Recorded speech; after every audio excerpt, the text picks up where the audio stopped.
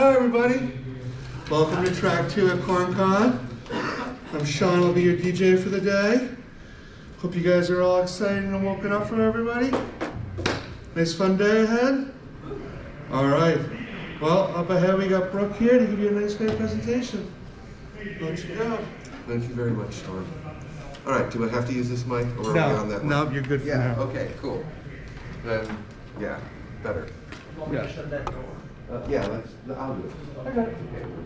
It's getting wild in here otherwise. Yeah. Well, we'll do that. Okay, cool. So, like I said, I've been kicking around AppSec. In fact, just to give you a little something about me. Whoa. Can we have the candles now on every table? Yeah, is it bright enough for the camera to even pick them up? This is Okay. good. This is good. All right. So, I was Cisco InfoSec's very first application security architect. Very first. That's back in the day when we were all trying to figure out what is security architecture, and does it matter, and is it really a discipline, or is it just architecture and there are security people who have some security stuff? And should we just follow an architecture track? And I remember, I think it was about 2002 or 2003, I happened to be at the tail end of an open group, maybe it was 2006, an open group conference that just happened to be happening in Bangalore while I was there. And my dear friend Srikant Narasimhan said, come to this thing. Come to this thing. Besides, I'm talking. You get to see me talk. And I'm always up for Srikant talking. He's a great guy. And interestingly, at the end, they had a Q&A with all the founders of the Open Group. And I don't know if you know who the Open Group are, but they do standards in the architecture, software architecture space. And I said, so, is there security architecture or not? And they said, we don't know. We're talking about it. They now give a certification in Enterprise Security Architect, just so you know, which is one of the titles I've held. So that ought to be enough about me, just to give you a sense. I've been kicking around this since about 98, security, and before that I had a very long development career. I'm on the tail end of a 40-year high-tech career. So just to give you a sense of who I am and what I've done. I've written stuff down to the hardware. A lot of drivers on just about every operating system you can think about. TCP/IP stacks, which is why they asked me to start doing the access control lists on our router to the internet years ago in '98, and that was my descent into security. So, you know, I've been kicking around, done a lot of programming, hundreds of thousands of lines, which is why they asked me to be the AppSec person, because I understood supposedly development problems. And there we grow from there. So I've grown up with security architecture. Well, secure design. You may have noticed that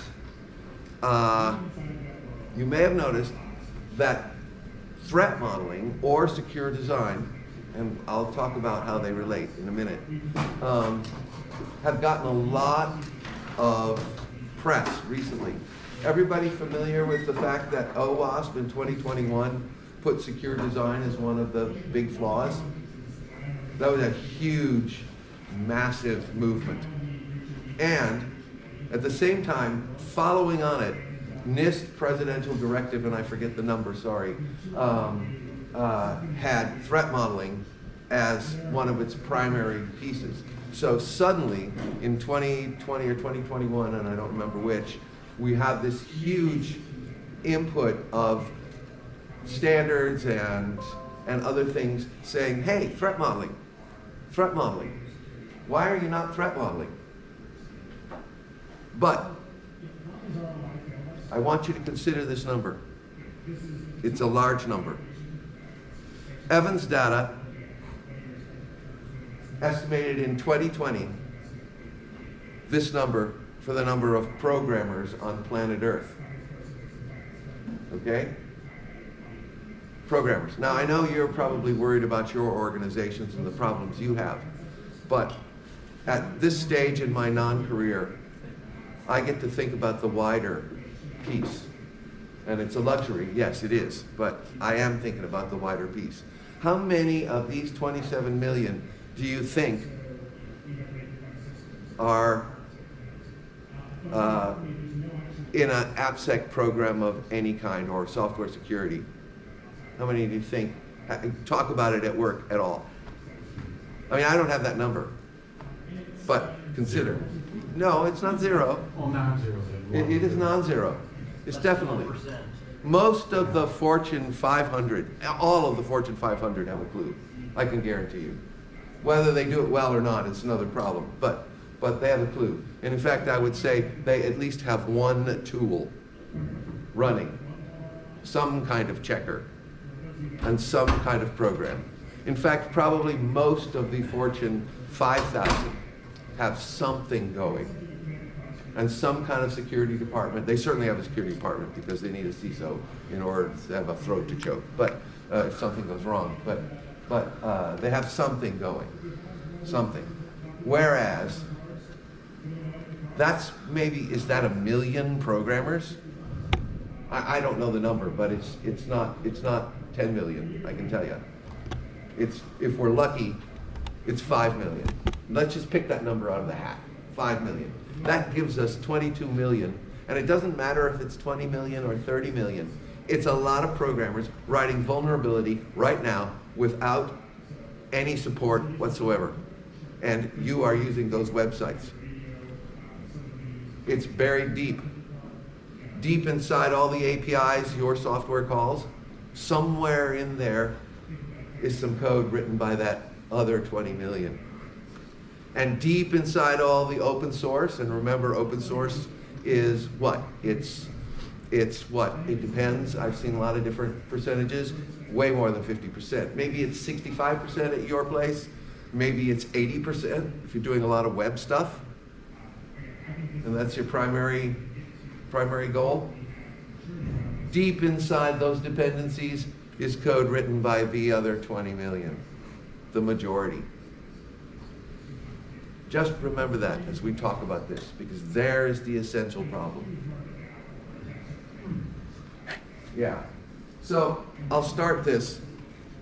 What's? System mic, plug it next to you. Sorry, guys. Oh. That's it, you're wireless. Oh man. All right. Let's go. We got good audio now. Exactly. It doesn't have to be really close. It doesn't have to be really close. Yeah, I could just sort of stick this. Yeah, no. We can get better audio. We're working on this, folks. It's an emerging. We're emerging, but so is software security. It's terrific because he helped me with my talk yesterday too, and we had fun. So, Threat Modeling Manifesto. If you're not familiar with it, please go look at it. Can you imagine 14 senior security architects, researchers, all getting into a room and doing something? What usually happens when a lot of architects get in a room? Anybody familiar with that? Exactly. Nothing, right? Nothing. What do? They either argue with each other or they go down every path they don't know anything about. Every path possible that they don't know anything about. Chasing, well, it could be, and that lateral thinking is really important to architecture, by the way. I'm an architect and I believe in it, but it can be really boring for anyone else and they don't get anything done. Well, you know, we produced this also with the 10 flaws. We had that thing written in 6 weeks. You got to get the right architects in the room and they'll do the work. But I'm a co-author and I give this to you as a couple of resources. There's a safe code book. This is the 10 flaws book from IEEE. They're all Creative Commons. Give them to all your developers. Give them to everybody.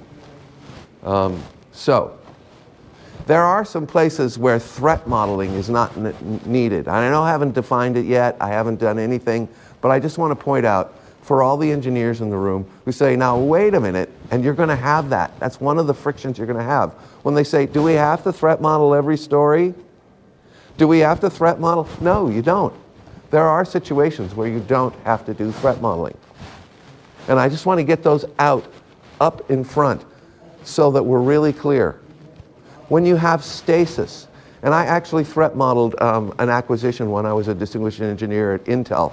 I actually threat modeled this situation where they hadn't changed their design for several years.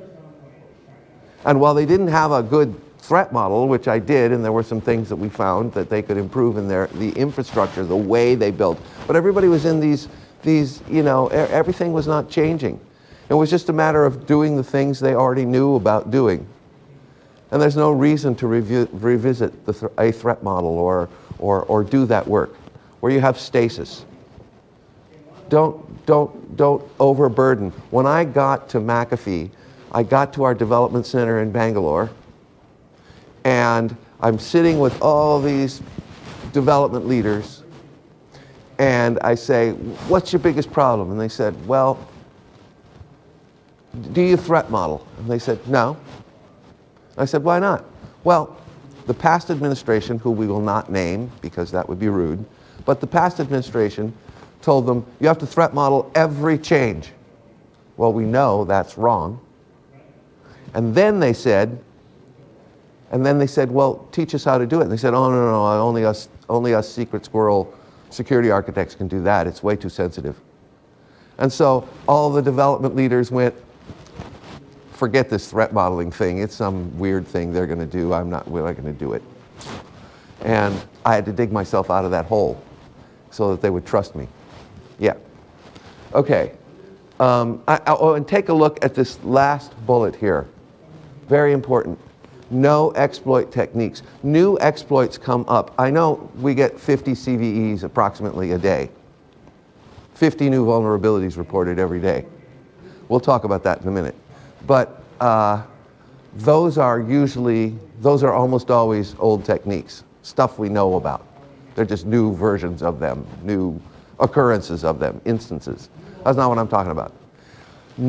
Actually new, like Spectre Meltdown, radically new exploitation techniques come out, in my count, approximately once to twice a year. They're very rare events. And I do pay attention, and I probably miss some, but that's approximately over the last 10 years since I've been paying attention, once or twice a year. I mean, think about Heartbleed. Anybody have to deal with Heartbleed in their career? The world's first branded vulnerability? Yeah, that's a whole story too. Ask me at lunch or something about how that got branded and what the engineer who worked with that branding people said to me. But I won't bore you now. But nevertheless, that was not a new technique. It was a new situation in the sense that we thought the internet might collapse. No, that was impossible, by the way. I have another talk that I do that I do for my university students about the depth of the technical stuff there. There was no possibility it was going to take down the internet. I'll just tell you that. It's a buffer overread.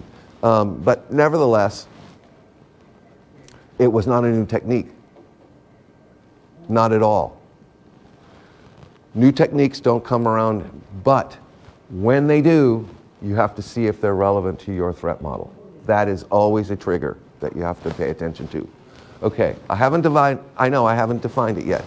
Also, where everything's really constrained. If you're working with just like, say, one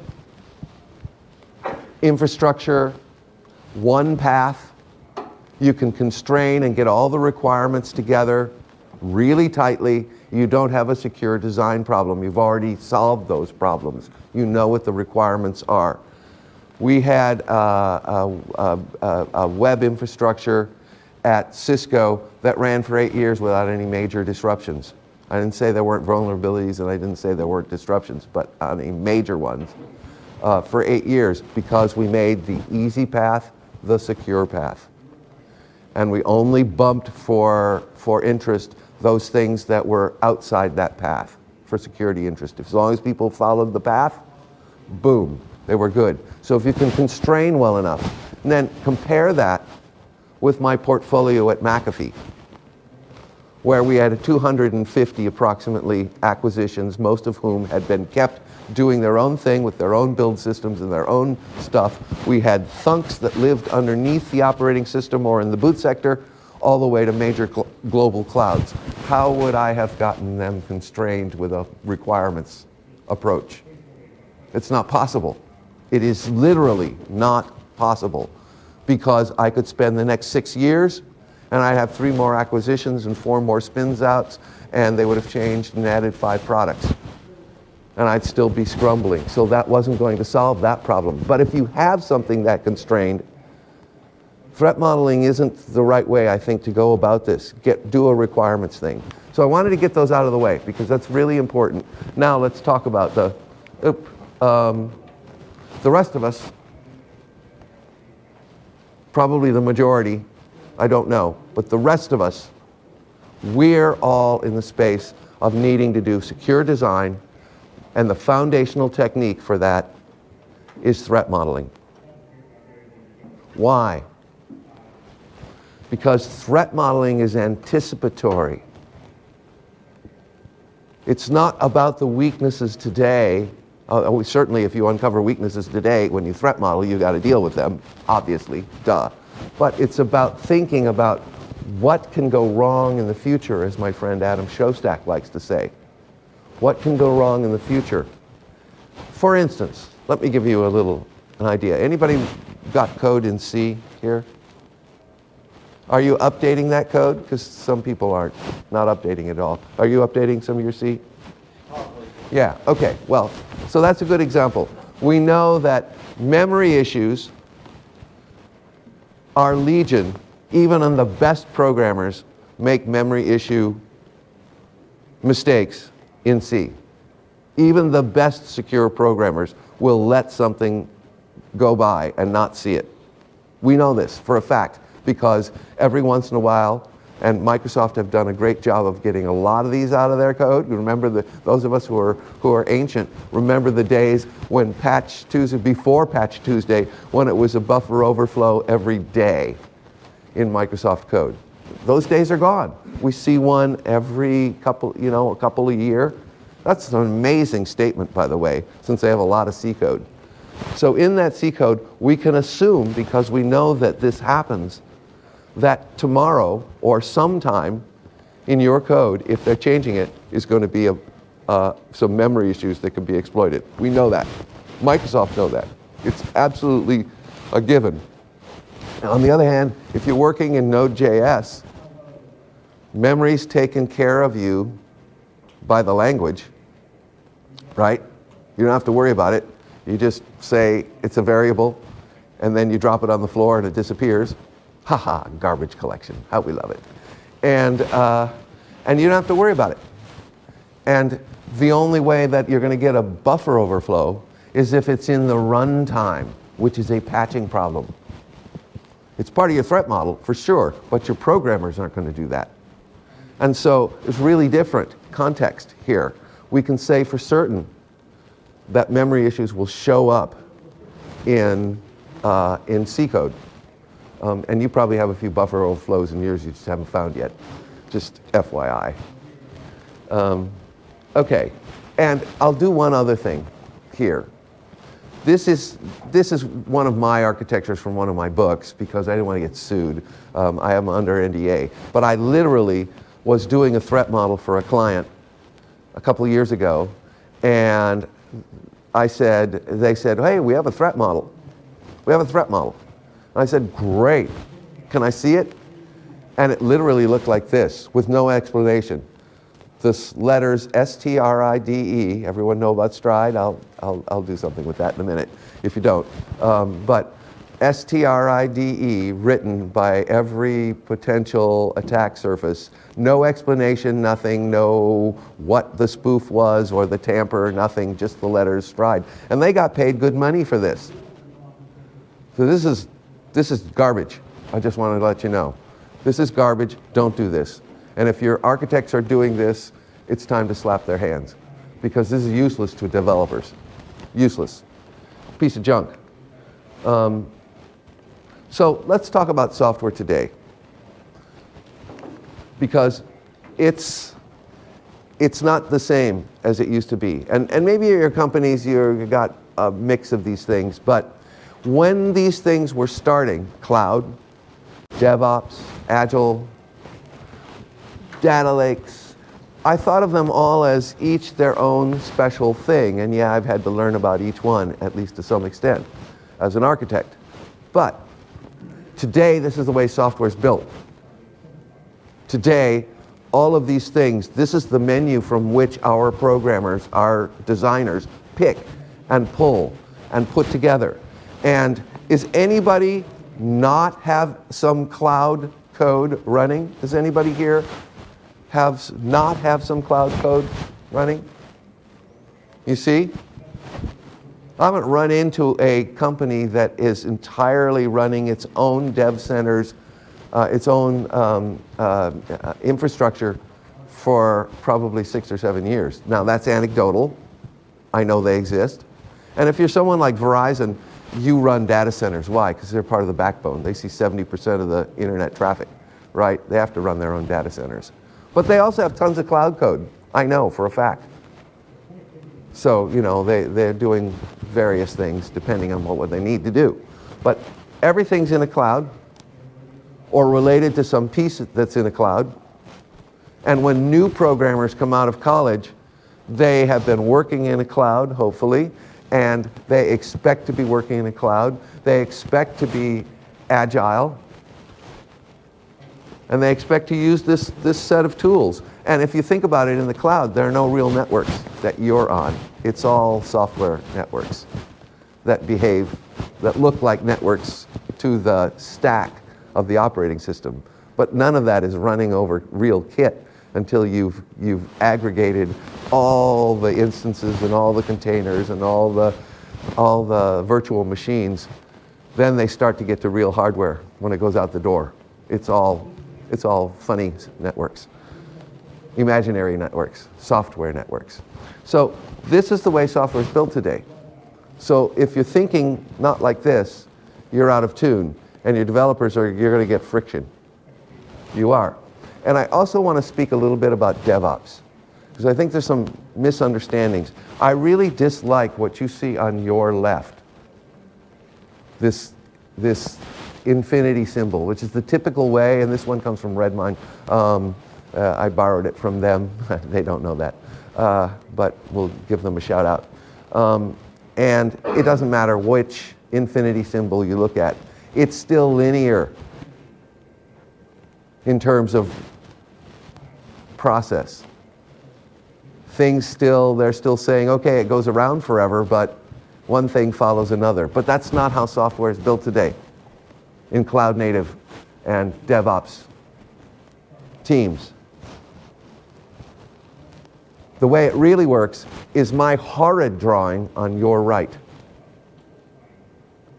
And I know it's a terrible graphic, and I apologize. It is in a couple of my books, and that's even worse to think about. However, it's the best I could do to try and show that everything's happening in parallel.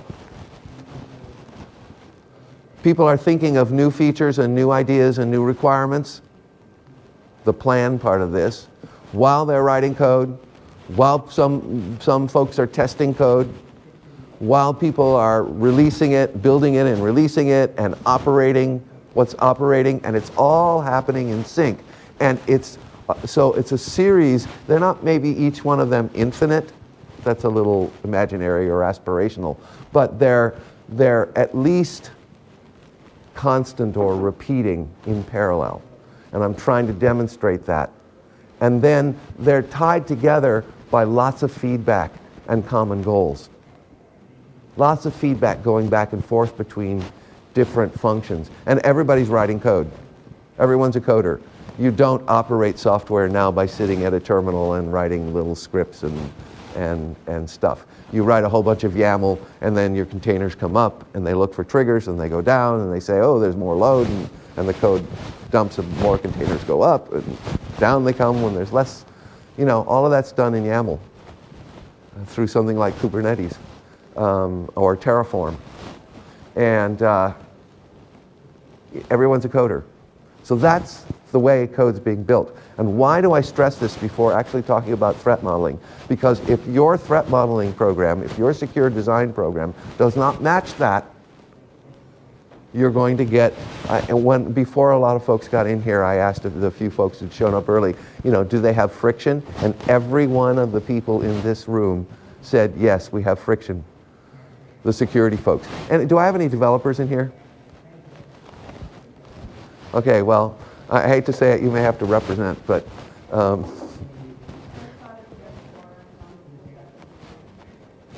it's cool.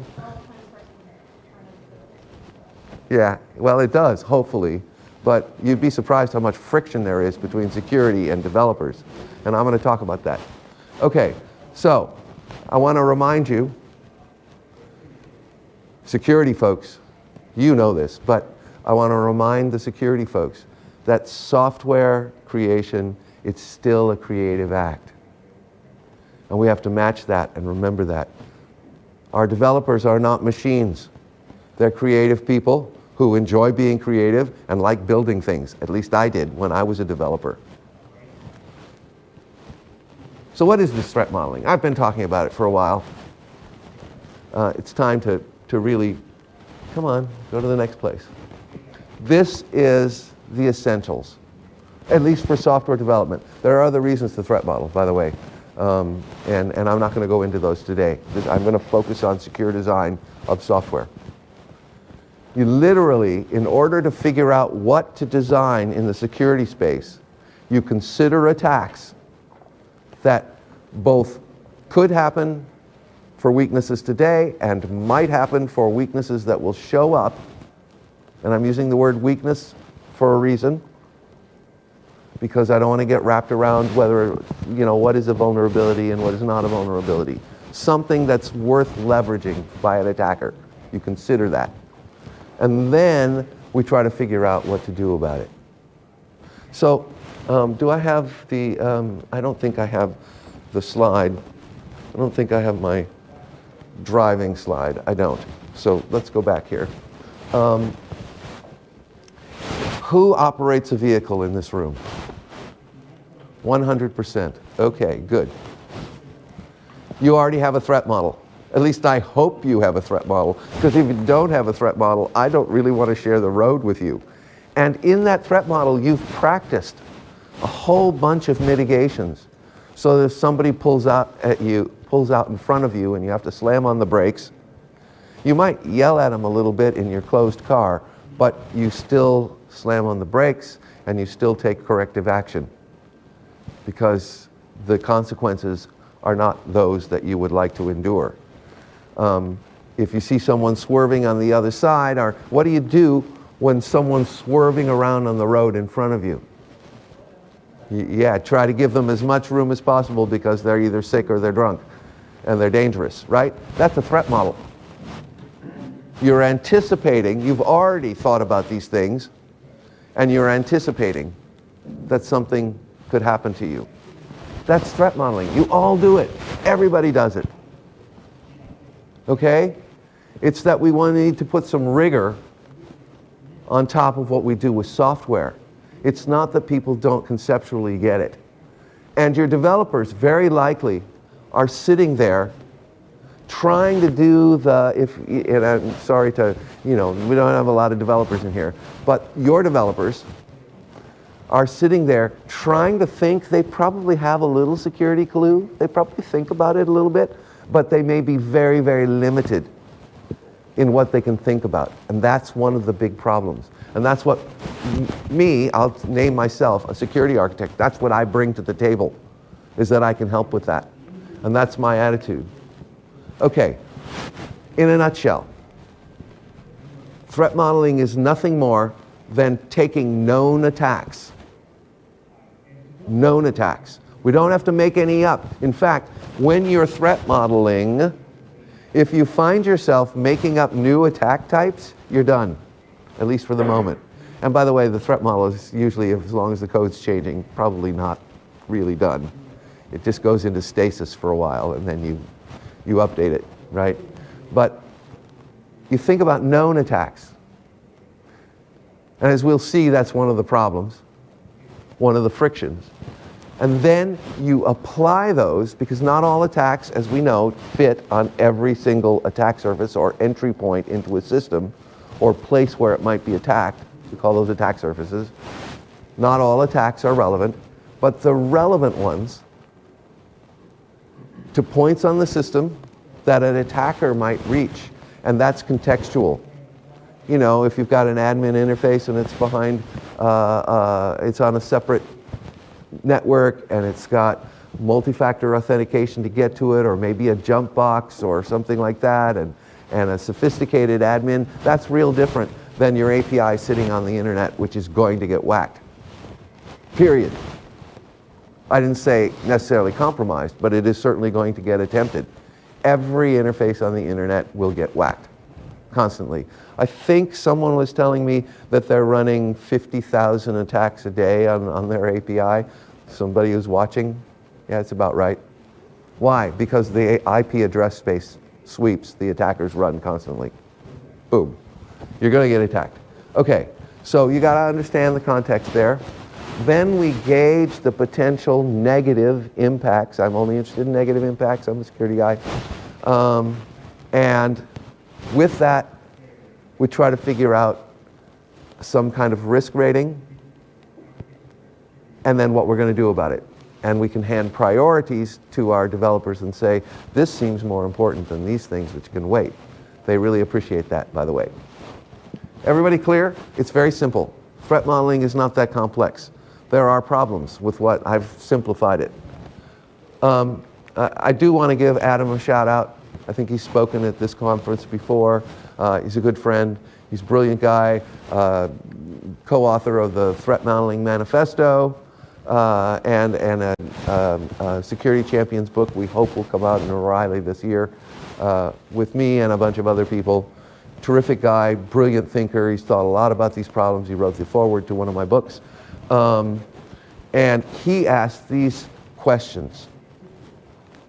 And I think this is a good way to get your head around this if you're working with people who are unfamiliar. It's not necessarily trivial, but what can go wrong? What are we working on? First, we got to understand that. And a lot of times you'd be surprised how people do not understand it. And just drawing on a whiteboard starts to make it clear. You know, how many of you who do this regularly you go to a project and the senior architect starts drawing on the board. And they get someplace and they're explaining it, and suddenly someone else in the room says, that's not what we built. When I tell that story to people who do this a lot, my colleagues, every one of them goes, oh yeah, this happened to me thousands of times. So what are we working on is an important question here. And then what can go wrong? That's the attacks part of this. What are we going to do about it? That's the mitigations part. And finally, you know, have we done enough? And for the moment, if you've done enough, you're good, right? Because we're always revising it. Here's a, yes. Okay, thank you. All right, well, I hardly got through my slides. I thought I just got started. I did. Here's a formal definition. I won't belabor it. You'll have the slides. You can read it for yourself. It's something I came up with. This is another definition. Oh, no. Yeah. This is a... I'm going to skip a bunch of slides here. I'm not going to talk about what software security is because, yeah, I just don't have time. But it's non-trivial. There are some problems here. There are some serious problems. I know I've simplified it, and the 4 questions make it really seem simple, and the concept is very simple. You already all do it. But there are some traps laid here. Coming up with the right attack knowledge is hard today. I wish someone would put pointers from a set of technology stacks into MITRE's attack. So you could just say, okay, what attacks are relevant to Nginx? I'm using Nginx, which ones? And I actually talked to the MITRE attack people and said, this would be so cool, and they said, we're not going to do it. So I'm sorry, it's not going to happen. But that would be so cool rather than having to go and trust that your web searches for every one of pieces of your technology stack were thorough enough to get the right information, which is how we do it today. So there's a book opportunity here, or a product opportunity if you're interested, just pointing to MITRE ATT&CK, which points to KPEC, which is just about every attack we know about. It's exhaustive, but it's overwhelming for most people. So that's one big problem. How do we get the right attacks? And that's where people like me, who kind of have a pretty good exhaustive sense of a lot of technologies and can find out quickly about other ones, get paid, because yeah, that's what I do. I wield attacks and defenses for a living. But if you want to get people threat modeling, they're going to have to know the right attacks. Luckily, and this is a little trick, you may not have thought about this, it's a one-time deal. Once you get your threat library, you can create a threat library like NIST's mobile threat library. By the way, it's very good if you're doing mobile. Go to look at NIST's mobile threat library. Very exhaustive, really good stuff. But I think it's in my resources here. And if you want to know what a threat library might look like, there's an example, and a very good one. All right, you only have to do this once, because, like I said, new exploits don't come around every day. All right? So that's one way to get around this problem and help people a lot, is to give them the right threat library to do this work and really do it well for each piece of software. It's not that hard, one time. But it's a lot of work, and most people don't have that.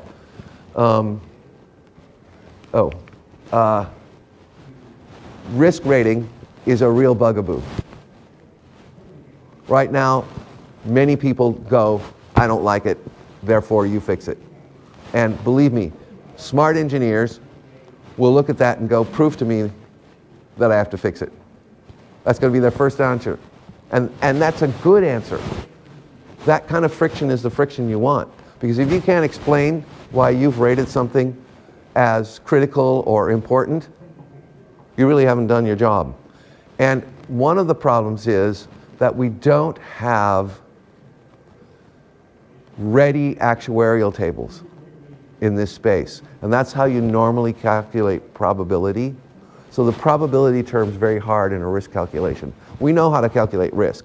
We just don't know how to calculate information security risk, right? Software security risk. Now, it is true that insurance companies are fast accumulating actuarial tables, but they're not going to share them with us. So that's a little problem. So in the absence of that, you could use casino math, which is what factor analysis of information risk uses. I find that's way too heavy. So I took factor analysis of information risk and I dumbed it down really fast, just good enough for risk modeling, and I call it just good enough risk rating. Myself and a guy named Vinay Bansal, who's a distinguished engineer at Cisco, did that years ago. In 2008, we've revved it a whole bunch of times. And you can go up to my website, brookschoenfield.com, or look in my books and you'll see it, the latest, or the almost latest rev, or whatever. But that's, doing something like that is useful. And then you can quantify a little bit if you do the math right, and get some regularity and consistency in your risk rating. But your gut is not what it's about, I'll just tell you. And finally, you got to have a definition of done. That's really important, especially if you're working in an agile environment. People really appreciate that. What are the things that tell me my security's finished? And we pioneered that at McAfee in 2014. It was amazing. It was really amazing. It was really simple to do. We struggled with it a little bit. It was the first time it had been done, as far as I know. And but Newport Davis said, we gotta have a definition of done. Do it, folks. And so we said, sure. So we struggled with it a bit, and we nailed it. We got it to all the teams, and they were so thankful, because it really helped them say, okay, we got the security, we got it done, we got it do. We're good. And now we can say we're done. And it helped engagement a lot. You have to know when to revisit. When I talk about secure design, we've been talking about threat modeling, and I just want to note that these are all the things I've touched and more in my personal security architecture career. It's an eye chart. You don't have to read all this stuff. But the point is, there's a lot more than threat modeling. Once you get the threat model, then you have to build the stuff. And you have to know how to build it. And in order to understand attacks, you've got to get down in the weeds sometimes to really understand things like stacks and heaps and how memory's used and allocated and released and whatnot. You got to have some computer science. You got to know how networks work in order to know where to put a firewall and what kind of firewall. All of that stuff has been used in my career. So, you know, I'm talking about threat modeling, but I don't want to make it trivial that if you just threat model, you'll somehow solve these other problems. You won't. This never works, by the way. You can mandate all you want that engagement will be early as people get requirements, but I've never seen that work. May I ask the developer, and you can just say I don't want to say, that's fine, but if you don't mind, how does it feel when you get security requirements when you've almost finished a piece of software?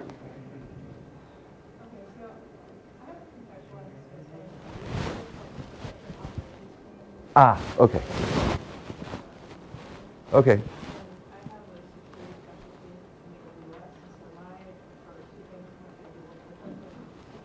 Yeah.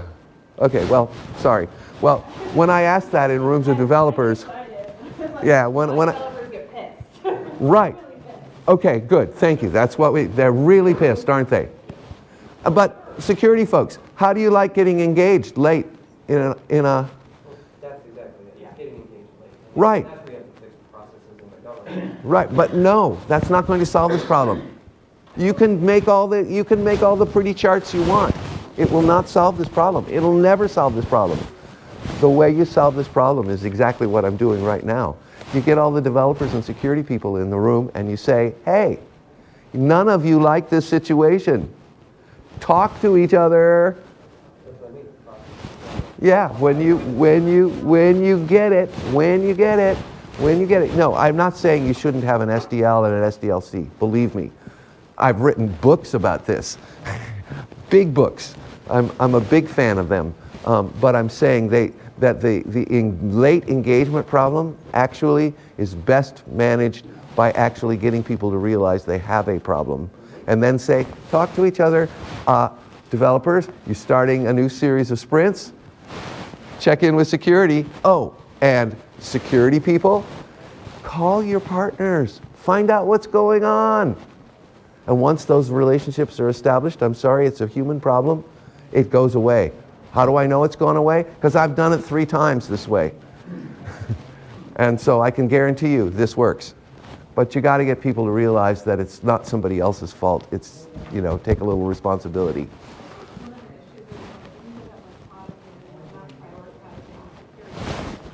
Okay.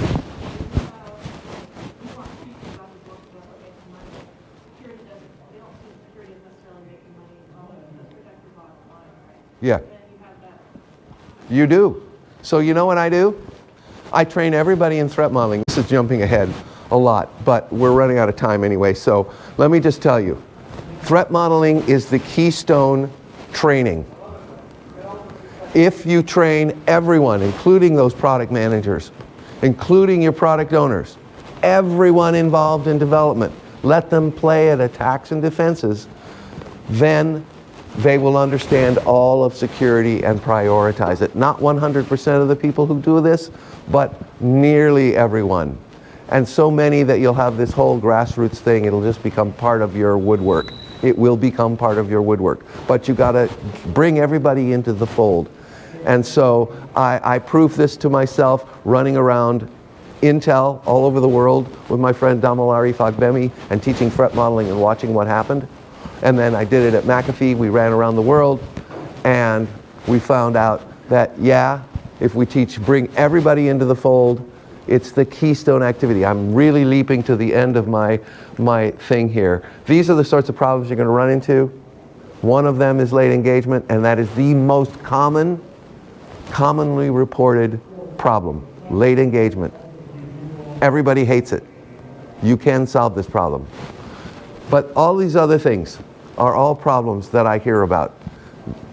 And luckily, I get to talk to lots of developers and lots of security folks all over the world. This is not a scientific survey. I want to be clear. This is anecdotal, but this is what I hear.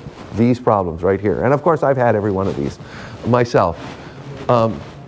Skill shortage. Some of this is culture hacking, and I'll give a plug for that. These are the common problems. Skill building, I'm not going to go into this. Talk to me later. Try a different training approach. Include everyone. Make threat modeling something you give everyone at least a taste of, and watch the magic that happens. Literally, it will change you to a culture of security. Because apparently, when people play at, and I try to make it fun, when people play at attacks and defenses, there's something that maps in most people's heads to go, oh, I get why the whole security thing is important, and I get why I need to pay attention. And suddenly those product managers might not agree about a particular item. That's good. You want that conversation, at least I do, because that's the conversation I want to have in case I'm wrong. I can be wrong, you know. I'm just a limited human being. But I want to have that, and maybe there's some business driver that's better, but I want them on my side first before we have that conversation, where they're just not discounting security as unimportant and in my way. I want them on my side. So I train the product managers in threat modeling. They're not going to become threat modelers. That's not the point. The point is now they're brought into the fold of thinking about security, and we're on the same team. And then that's a really, really good conversation to have. So I want the engineers to challenge me. I don't believe it. And then I can explain, and we can either agree or not. And if it's an escalation, I need that, a path for that, to somebody else to make the decision. But don't let your engineers, by the way, and sorry to the engineers in the room, don't let your engineers make these decisions. If it infects a whole product or a whole brand, kick that upstairs. That's somebody else's problem. Your engineers and you shouldn't be making that decision for the company. Let me just, this is the sorts of things I use very quickly. I'm sorry I can't really explain this because we're out of time, but these are the sorts of things I do. A community of practice is really important because it gets everybody on the same page, and make myself available, and I'm always modeling the behaviors that I want. There's a whole lot of stuff in one of my books about pro-social behavior. Inclusion, I talked about that. You got to get the right attacks. A threat library, I already talked about that. I will say this, and this is really important.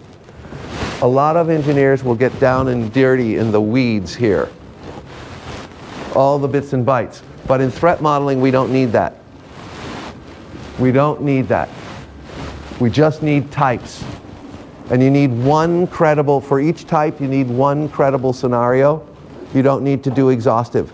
I don't dun my people with a pile of vulnerabilities. It's overwhelming.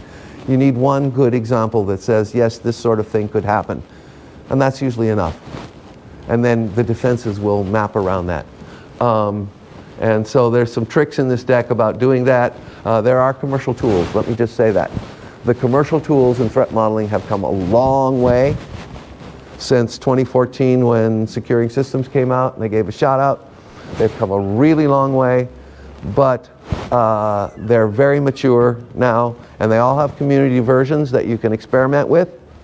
So get out there and try them. There's also a bunch of open source tools. I'm not a big fan, I'm sorry to OWASP about this one thing as much as I appreciate OWASP, but Threat Dragon's kind of a tool, kind of a toy. But there are other really good open source tools. They're more trouble generally than the commercial tool community versions in my experience, but they're there. So that's one way to get around the attack knowledge problem, is just start with a tool, but you'll probably have to do some other things. Building defenses is hard. I didn't get really to talk about risk very much. If you're using CVSS, you're doing it wrong. CVSS is not risk. It's a potential severity rating, and it assumes every single CVE is equally valuable to every attacker. But 75% of the CVEs will never be used because they're useless. So let me just say, that's demonstrably long, and there's a whole body of research around that. I'm not just saying my own opinion here. So let me just get out here to the very end. And we talked about a lot of these things. If you want a threat modeling library, this is a series of the books I think are really good. And I'll give myself a little shout out. I do write books. If you buy one, I get $3. Thanks. And Q&A.